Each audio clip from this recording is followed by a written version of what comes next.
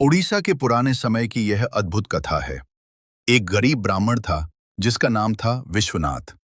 वह हर दिन भगवान जगन्नाथ की भक्ति करता था, लेकिन उसके पास धन नहीं था। यहाँ तक कि खाने के लिए भी उसे कठिनाई होती थी। एक दिन वो भूखा ही मंदिर के पास बैठकर भजन कर रहा था। उसी समय राजा की सवारी वहां से गुजर रही थी।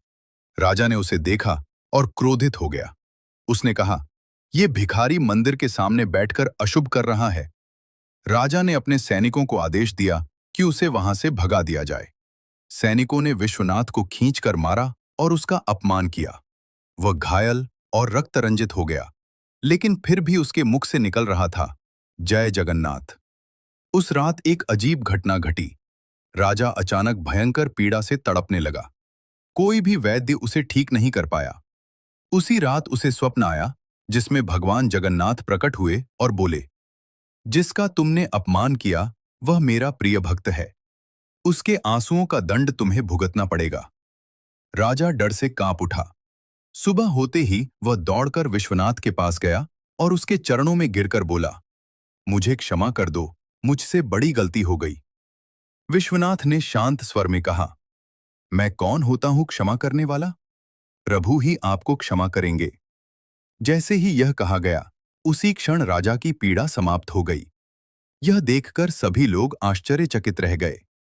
उस दिन से राजा ने घोषणा की कि कभी भी किसी भक्त का अपमान नहीं किया जाएगा, चाहे वह कितना भी गरीब क्यों न हो।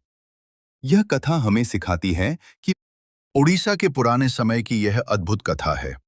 एक गरीब ब्राह्मण था जिसका नाम था विश्वनाथ। वह हर दिन भगवान जगन्नाथ की भक्ति करता था, लेकिन उसके पास धन नहीं था। यहाँ तक कि खाने के लिए भी उसे कठिनाई होती थी। एक दिन वो भूखा ही मंदिर के पास बैठकर भजन कर रहा था। उसी समय राजा की सवारी वहां से गुजर रही थी। राजा ने उसे देखा और क्रोधित हो गया। उसने कहा, "यह भिखारी मंदिर के सामने बैठकर अशुभ कर रहा है।" राजा ने अपने सैनिकों को आदेश दिया कि उसे वहां से भगा दिया जाए। सैनिकों ने विश्वनाथ को खींचकर मारा और उसका अपमान किया। वह घायल और रक्त रंजित हो गया, लेकिन फिर भी उसके मुख से निकल रहा था, "जय जगन्नाथ।" उस रात एक अजीब घटना घटी। राजा अचानक भयंकर पीड़ा से तड़पने लगा। कोई भी वैद्य उसे ठीक नहीं कर पाया। उसी रात उसे स्वप्न आया, जिसमें भगवान जगन्नाथ प्रकट हुए और बोले, "जिसका तुमने अपमान किया वह मेरा प्रिय भक्त है।